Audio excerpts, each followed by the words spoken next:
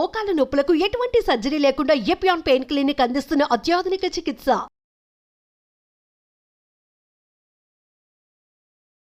Hi hello నమస్తే welcome to Suman TV. నేను మీ శ్రీ అనుష. ఈ రోజుల్లో మోకాల నొప్పులు అనేవి చాలా సహజమైపోయాయి. అది కూడా అతి చిన్న వయసులోనే ఈ నీ పెయిన్స్, ఆస్టియో ఆర్థరైటిస్ తో బాధపడుతున్న వాళ్ళు చాలా మంది ఉన్నారు.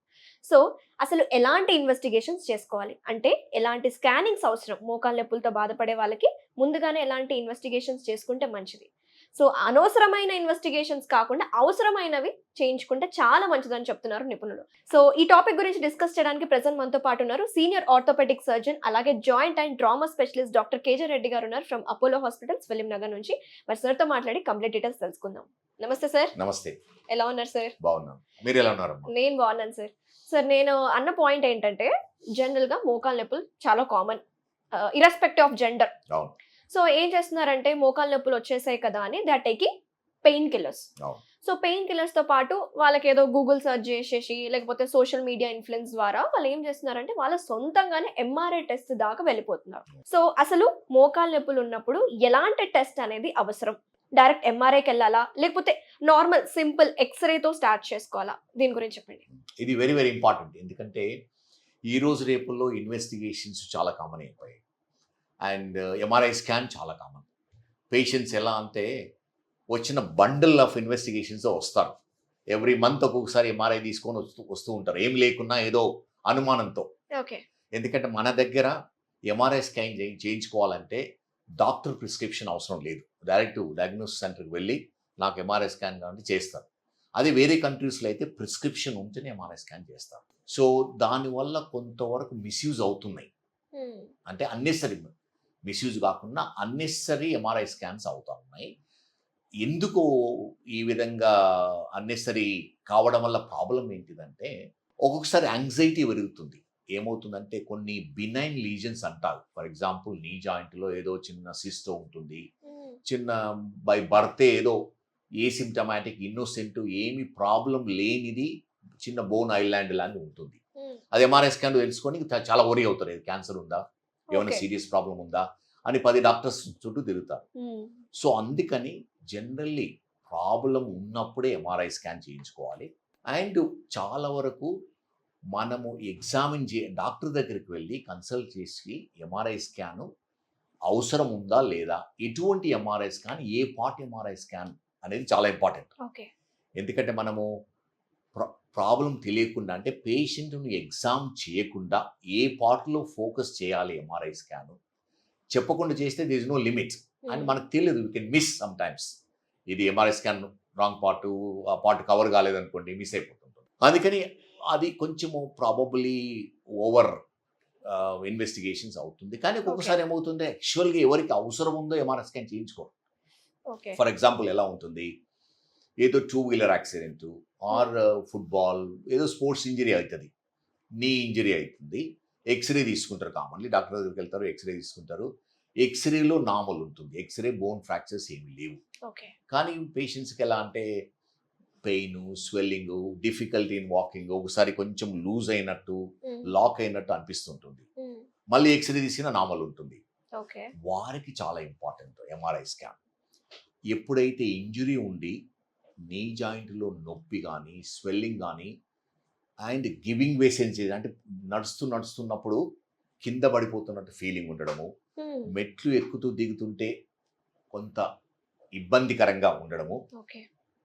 ఎందుకు ఇలా అవుతుందంటే లోపల ఉన్న లిగమెంట్స్ కానీ, కార్టిలేజ్ కానీ డ్యామేజ్ అవుతుంది వీళ్ళకి. Sorry, cartilage damage, loose piece ఉంటుంది, అది బ్లాక్ చేస్తుంటుంది జాయింట్, దానివల్ల లాకింగ్ అవుతుంది. లిగమెంట్ డ్యామేజ్ అయినప్పుడు ఏమవుతుందంటే ఈ గివింగ్ వే సెన్సేషన్, అంటే నడుస్తూ కింద పడిపోతుంటారు. వాళ్ళకు చాలా ఇంపార్టెంట్. ఎందుకంటే ఎక్స్రేలో ఈ డయాగ్నోస్ చేయలేము. ఎంఆర్ఐ స్కాన్ చేయడం వల్ల ఏమవుతుందంటే మనకు లిగమెంట్, స్పెషల్లీ ఏసీఎల్ కానీ పీసీఎల్ లిగమెంట్స్ డ్యామేజ్ అయితే దాంట్లో తెలుస్తుంటుంది. అదేవిధంగా కార్టిలేజ్ డ్యామేజ్, మెనిస్కస్ అంటాము, మెనిస్కస్ డ్యామేజ్ కానీ, ఒక్కొక్కసారి ఈ జాయింట్ సర్ఫేస్ ఇంజరీ అవుతుంది. అది మనం డయాగ్నోస్ చేసి ఈ లిగమెంట్స్, మెనిస్కస్ కానీ కార్టిలేజ్ డ్యామేజ్ను మనము ఇమీడియట్గా డయాగ్నోస్ చేసి వాటికి అప్రాప్రియేట్ ట్రీట్మెంట్ ఇస్తే ఏమి అడ్వాంటేజ్ అంటే మనం ఆర్థరైటిస్ను చాలా వరకు ప్రివెంట్ చేయగలుగుతాం. ఇప్పుడు మేము చాలా ఆస్టియోఆర్థరైటిస్ చూస్తూ ఉంటాం మోకాళ్ళది. Most likely some of them ఎలా అంటే ఎప్పుడో ఇంజురీ అవుతుంది, ఈ లిగమెంట్ ఇంజురీ కార్టిలేజ్ ఇంజురీ అవుతుంటుంది, అది డయాగ్నోస్ కాలేదు, ట్రీట్మెంట్ తీసుకోలేదు, నెగ్లెక్ట్ చేశారు. ఓ 5-10 ఇయర్స్ తర్వాత ఆస్టియోఆర్థరైటిస్తో మా దగ్గరికి వస్తారు. అందుకని వీరికి చాలా important MRI scan. So as I told sir, ఈ ఆస్టియోఆర్థరైటిస్ అనేది యంగ్ ఏజ్ లో కనిపిస్తుంది కదా, సో అవును. దానికి రీజన్స్ ఏంటి? అంటే మీరు అన్నట్టు ఈ రోజు రేపుల్లో యంగ్ పీపుల్కు ఆస్టియోఆర్థరైటిస్ స్పెషల్లీ నీ జాయింట్ వస్తూ ఉంది.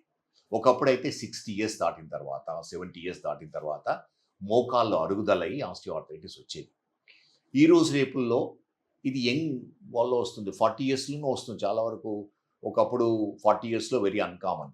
ఎందుకు వస్తుందంటే మన జీవన శైలి, లైఫ్ స్టైల్ చాలా చేంజ్ అయిపోయింది, సెడెంటరీ లైఫ్ అయిపోయింది. దానివల్ల ఏమవుతుందంటే తొందరగా మోకాళ్ళు అరగడానికి అవుతుంది. ఓకే. ఎందుకంటే మనం నడిచేటప్పుడు 50% ఆఫ్ ది వెయిట్ మసిల్స్ మీద ఉండాలి, 50% ఆఫ్ ది వెయిట్ మోకాల పైన పడినప్పుడు ఏంటంటే అది బ్యాలెన్స్డ్గా ఉండి మోకాలు అనేది అరగకుండా ఉంటుంది. కానీ ఇప్పుడు sedentary activity, no physical activity, exercises లేవు. So most of the load ఏమవుతుంది మోకాల మీద పడి తొందరగా అడగడానికి పాసిబిలిటీ ఉంది. కొంతవరకు మన ఇండియాలో మోకాలు ఆస్టియోఆర్థరైటిస్ అనేది వెరీ కామన్. ఎగ్జాక్ట్ రీజన్ ఎవరికి తెలియదు, కానీ మన లైఫ్ స్టైల్ ప్రాబబుల్ కింద కూర్చొని తింటాము, మన Indian toilets one of the reason.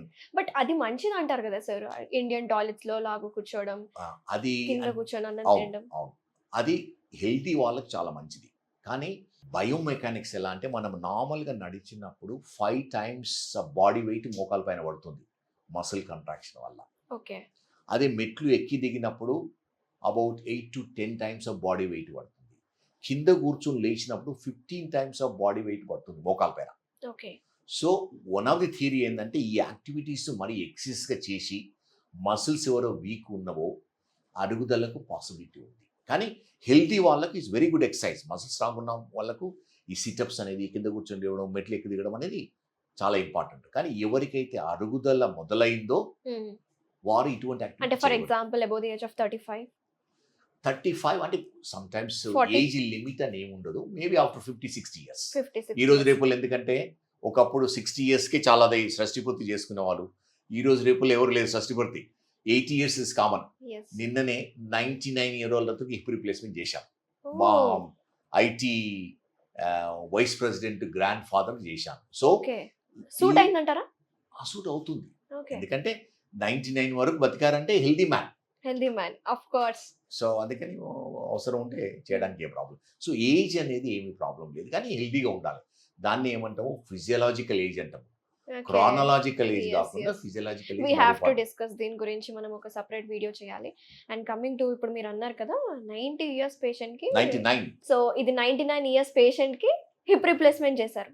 So general గా ఇప్పుడు హిప్ రిప్లేస్మెంట్స్ అనేవి మరి యంగ్ ఏజ్ లో జరుగుతున్నాయి, అందరికి సూట్ అవుతాయో లేదు తెలీదు. సో ఎవరు చేయించుకోవాలి హిప్ రిప్లేస్మెంట్? ఏ స్టేజ్ లో చేయించుకుంటే మంచిది? హిప్ రిప్లేస్మెంట్ జనరల్లీ ఆర్థరైటిస్, అంటే ఆర్థరైటిస్ ఎన్నో రీజన్స్ వల్ల వస్తూ ఉంటుంది. హిప్ జాయింట్ కంప్లీట్గా డ్యామేజ్ అయ్యి నొప్పి వస్తూ నడవలేకపోయినప్పుడు, అంటే కంటిన్యూస్ పెయిన్ వస్తూ వాళ్ళ life style quality of life పడిపోయినప్పుడు రిప్లేస్మెంట్ చేస్తాము.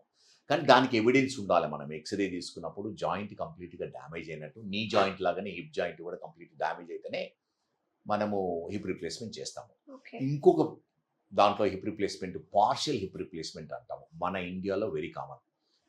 ఈ ఎల్డర్లీ పీపుల్ 70-80లో కింద పడిపోతారు, హిప్ ఫ్రాక్చర్ అవుతుంది, బాల్ కింద ఫ్రాక్చర్ అవుతుంది.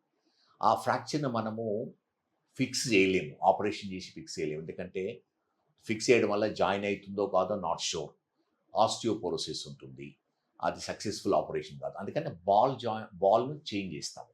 దాన్ని పార్షియల్ హిప్ రిప్లేస్మెంట్ అనేది వెరీ కామన్ ఆపరేషన్, ఎప్పటి నుంచో చేస్తూ ఉన్నాము.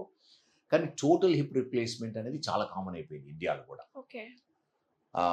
ఆస్టియోఆర్థరైటిస్ అంటే ప్రైమరీ దానంతరం వచ్చే ఆస్టియోఆర్థరైటిస్ అంటాం. మన ఇండియాలో ప్రైమరీ ఆస్టియోఆర్థరైటిస్ నీ 80% ఉంటుంది, హిప్ జాయింట్ 20% ఉంటుంది. ఓకే. వేరే కంట్రీస్లో అయితే అమెరికా, యూరోప్లో అయితే 50-50 ఉంటుంది. ఆర్థరైటిస్ నీ హిప్ ఈక్వల్గా ఉంటుంది. మన ఇండియాలో లేదు, అన్కామన్. కానీ ఈ కాలంలో ఎలా అవుతుందంటే హిప్ ఆర్థరైటిస్ కూడా వెరీ కామన్ అయిపోయింది. దేని నుంచి అంటే కోవిడ్ తర్వాత చాలా కామన్ అయిపోయింది. కోవిడ్ వల్ల ఏమైందంటే హిప్ జాయింట్లో బ్లడ్ సప్లై ఎఫెక్ట్ అయింది. ఏవియన్ అంటాం దీన్ని, ఎవస్కులర్ నెక్రోసిస్ అంటాము. Hip joint young ball age లోనే ఎంగేజ్ ఎఫెక్ట్ అవుతుంది. అవుతుంది. ఇది మెయిన్ రీజన్స్ ఎలా అంటే Covid it self can cause ఇది, ఈ ఏవియన్ అనేది. కోవిడ్ వచ్చిన వాళ్ళకు స్టీరాయిడ్స్ ఇవ్వడం వల్ల కూడా ఇది ఏవియన్ వస్తుంది. ఓకే. కానీ ఇంతకుముందు జనరల్గా ఎలా అంటే 50% ఆఫ్ కేసెస్లో ఏవియన్ రీజన్ తెలిసేది కాదు. తర్వాత ఎవరైతే ఆల్కహాల్ తీసుకొని, స్మోకింగ్, కొన్ని బ్లడ్ డిజార్డర్స్, కొందరు స్టీరాయిడ్స్ అంటే స్కిన్ కండిషన్స్ కానీ, ట్రాన్స్ప్లాంట్ అయిన వాళ్ళకు స్టీరాయిడ్స్ ఇచ్చేవాళ్ళం, వాళ్ళలో కామన్ ఉండేది. కానీ ఇప్పుడు ఈ కోవిడ్ తర్వాత ఫర్ ఎగ్జాంపుల్ ఇంతకుముందు నేను ప్రాబబ్లీ క్లినిక్లో ఎవ్రీ వీక్ 3-4 చూసేవాళ్ళం ఏవియన్. ఇప్పుడు ఎవ్రీడే అబౌట్ 8 to 10 కేసెస్ చూస్తూ ఉన్నాము. ఎవ్రీడే 1 or 2 ఆపరేషన్స్ ఉంటాయి ఏవియన్ కొరకు. Okay. Thank you so much sir, చాలా డీటెయిల్గా ఎక్స్ప్లెయిన్ చేశారు. అసలు ఇన్వెస్టిగేషన్స్ ఎవరెవరికి ఎప్పుడు అవసరం, అసలు ఆస్టియోఆర్థరైటిస్ ఉన్న వాళ్ళకి ఎంఆర్ఐ అనేది ఎంత నెసెసరీ లేకపోతే అన్నెసెసరీగా. థ్యాంక్ యూ సార్, చాలా మంచిగా ఇన్ఫర్మేషన్ మాకు ఇచ్చినందుకు. Thank you. నమస్తే. నమస్తే.